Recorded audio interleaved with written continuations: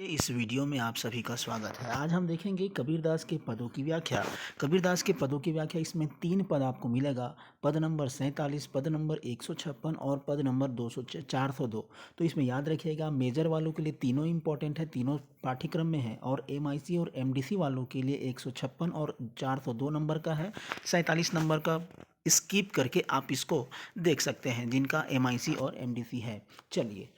ऐसा भेद वियूचन भारी, वेद कतेब दिन अरु दुनिया, कौन पुरुष कौन नारी, एक बूंद एक मल मूतर, एक चाम एक गूदा, एक ज्योति है सब उत्पन्ना, कौन बामहन कौन सूदा, माटी का प्यंड सहजी उत्पन्ना, नाद रूप्यंद समाना, बिनसी गया थे कानव धरिहा, पढ़ी गुनी हरि भ्रन जाना, रजगुण ब्रह्मा तम गुण शंकर, सतगुनी हरि है सोई, कहे कबीर एक राम जपहू रे, हिंदू तुरक न कोई। तो ये जो है कबीरदास जी ने इसमें परम ब्रह्म परमात्मा के भेद करने का विरोध किया। मतलब इन्होंने इसमें एकता के तत्व पर महत्व दिया है और उसी को इस पद के माध्यम से बताया। इसमें आपको अनुप्रास अलंकार मिलेगा, मानव जाति में भेद का विरोध मिलेगा, सदुक्कड़ी भाषा का प्रयोग मिलेगा। चलिए देखते हैं पहला पद्यांश।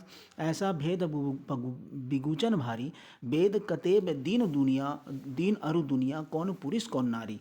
कबीरदास कहते हैं कि द्वैत भाव अथवा भेद बुद्धि अत्यधिक भ्रम पैदा करने वाली है। मतलब भेद करना, ये जो है भ्रम पैदा करती है, यह वास्तविकता से दूर ले जाने वाली है। इसमें वेद और कुरान में विभिन्न धर्म एवं दुनिया के विभिन्न रूपों में भेद पैदा कर दिया है। कौन पुरुष है और कौन नारी। यहाँ पे एक बूंद एक मलमूत्र, एक चाम एक गूदा, एक ज्योतित है सब उत्पन्ना, कौन बामहन कौन सूदा। अब यहाँ पर कौन पुरुष है और कौन नारी है, सब जीव समान है, ये सब एक पिता की बूंद से पैदा हुए हैं। सब में एक ही मलमूत्र है, एक ही चरण और मांस है, एक ही चेतना के प्रकाश से सब उत्पन्न हुए हैं। इसलिए कौन ब्राह्मण और कौन शूद्र है। माटी का प्यंड सहजी उत्पन्ना, नादरु व्यंद समाना, बिनसी गया थे का नाव धरी हौ, पढ़ी गुनी हरि भ्रम जाना। यह मिट्टी का पंचभौतिक पिंड है। हमारा जो शरीर क्या है, मिट्टी का पंचभौतिक पिंड है। सहज चेतना से ही पैदा हुआ है, और नाद जीव और बिंदु, मतलब ये जो सूक्ष्म शरीर में समाहित है। मतलब जो नाद जीव, जो जीव है वो किस में है, वो सूक्ष्म रूप से शरीर में समाहित है। जब इस शरीर का नाश हो जाएगा तब इसका क्या नाम रखोगे। शास्त्रों में पढ़ने से ज्ञान हो जाएगा, ऐसा आप समझ रहे हैं, यह भ्रम है। मतलब पढ़ के आपको ये सब नॉलेज हो जाएगा, ये सब भ्रम है। अर्थात ईश्वर से यह दूर ले जाने वाला है। शास्त्र के पढ़ने पर भी तुम्हें इस रहस्य को तुम नहीं समझ पाओगे।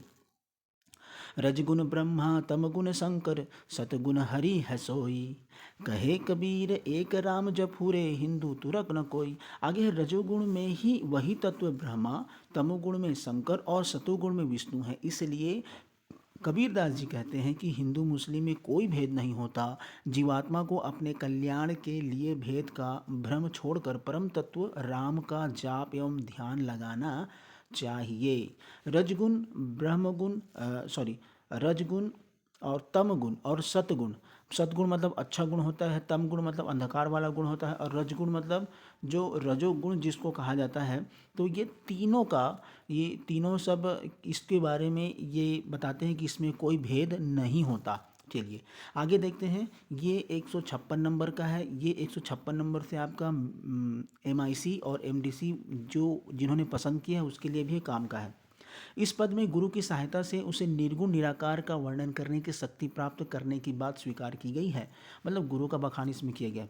अखत कहानी प्रेम की, कछु कहीं न जाई, गूंगे केरी सरकरा बैठे मुस्काई, भूमि बिना अरु बीज बिन तरवर एक भाई, अनंत फल प्रकाशिया गुरु दिया बताई, मन थिर बैसी बिचारिया राम ही ल्यो लाई, झूठी अनभय बिस्तरी सब थोथी बाई, कहे कबीर सकती कछु नाही, गुर भया सहाई, आवड़ जांटी मिटी गई मन मन ही समाई। चलिए आगे देखते हैं। अकथ कहानी प्रेम की कछु कही न जाए, गूंगे केरी सरकरा बैठे मुस्काई टेक। मतलब यहाँ पे ईश्वर प्रेम और वह भक्ति, भक्त और भगवान के मध्य प्रेम की कहानी कहने योग्य नहीं है। मतलब अकथ है, उसका अकथनीय है। वह प्रेम अकथनीय है और अवर्णनीय है।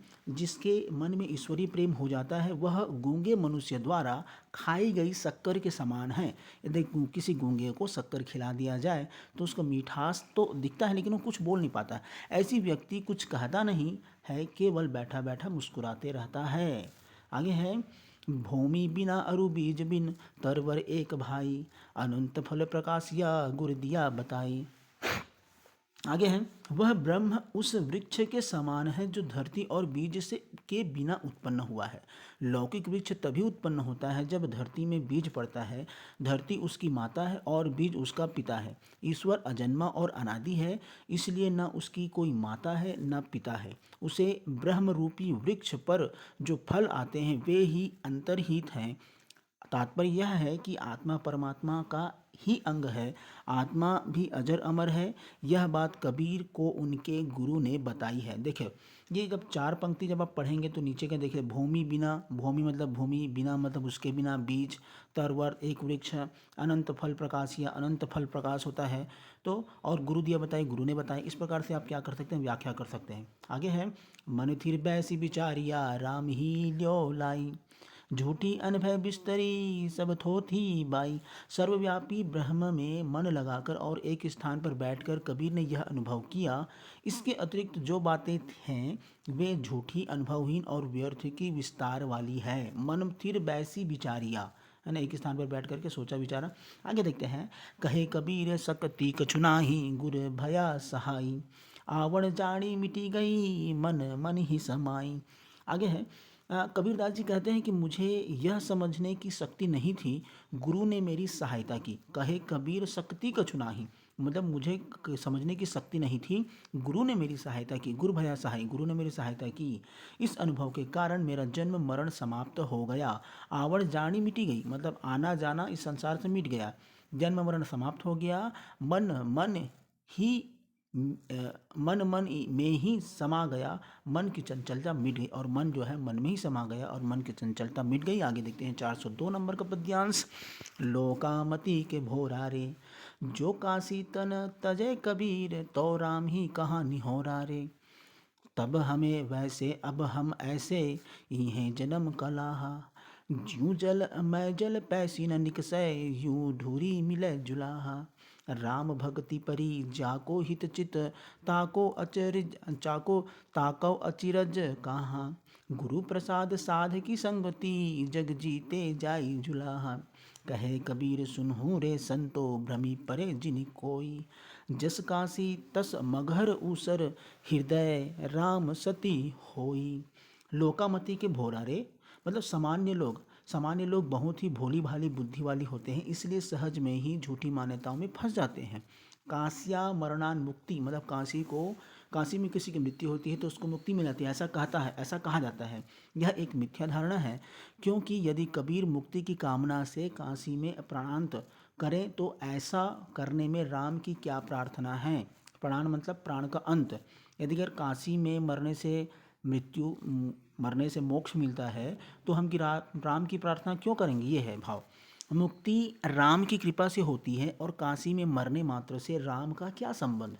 इस असत्य धारणा में मुझ कबीर का बिल्कुल विश्वास नहीं, इसमें कोई कबीरदास जी का विश्वास नहीं है। आगे है, तब हमें वैसे अब हम ऐसे, इहें जन्म कलाहा, ज्यों जल मैं जल पैसी न निकसे, यूं ढूरी मिले जुलाहा। पहले मैं अर्थात कबीरदास जी, मैं भी भोली बुद्धि वाला था, परंतु अब मैं आडंबरपूर्ण झूठी मान्यताओं में तनिक भी विश्वास नहीं करता। यही ज्ञान मेरे इस जन्म की सर्वोत्कृष्ट उपलब्धि या लाभ है। जिस प्रकार जल में जल प्रविष्ट होकर फिर नहीं निकलता, उसी प्रकार यह जुलाहा कबीर शुद्ध चैतन्य आत्मा की शुद्ध चैतन्य परम ब्रह्म से मिल गया है। मतलब वो जो है कबीरदास जो क्या हो गया है, ओम अहस्मी की स्थिति को, ओम अहम की स्थिति को वो क्या कर लिया है, प्राप्त कर लिया है। देखिए, यदि आपका 3 पद्यांश है ये, यहाँ पर आपको लोकामति के भोरा रे, मतलब उन्होंने ये बताया है कि लोगों को भ्रमित नहीं होना है, और जिस प्रकार से काशी में किसी की मृत्यु होती है तो उसको मोक्ष की प्राप्ति होती है, तो फिर हम राम की भक्ति क्यों करते हैं? राम की भक्ति करने से सब मिलता है, ये उनका कहना है। चलिए, राम भक्ति परि जाको हित चित ताको अचिरज काहा, गुरु प्रसाद साध की संगति जगती जे आई जुलाहा जाई जुलाहा।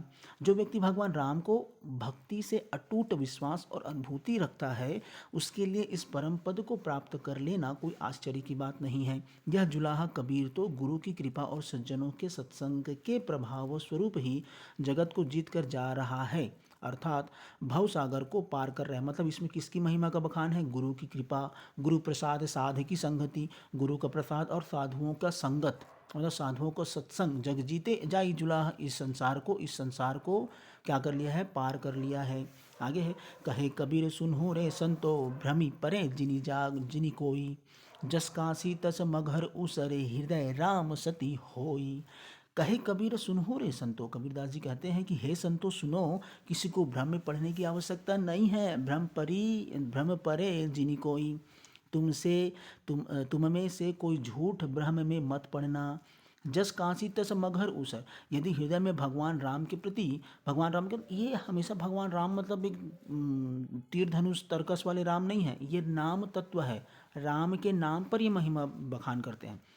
यदि हृदय में भगवान राम के प्रति सच्ची श्रद्धा है तो जैसा काशी वैसा मगहर, मगर नहीं है ये मगहर है, वैसा ही मगहर का ऊसर कहीं पर भी करने से मोक्ष मिलना संभव है। कहीं पर भी आप मृत्यु को प्राप्त करो, आपको मोक्ष मिलना 100% है। आप राम तत्व का क्या कीजिए? सच्ची श्रद्धा से विश्वास कीजिए और उसी का नाम जप कीजिए। तो ये 4 पंक्ति हो गया है, सॉरी 3 पद्यांश इसकी व्याख्या हो गया है। वीडियो देखने के लिए धन्यवाद।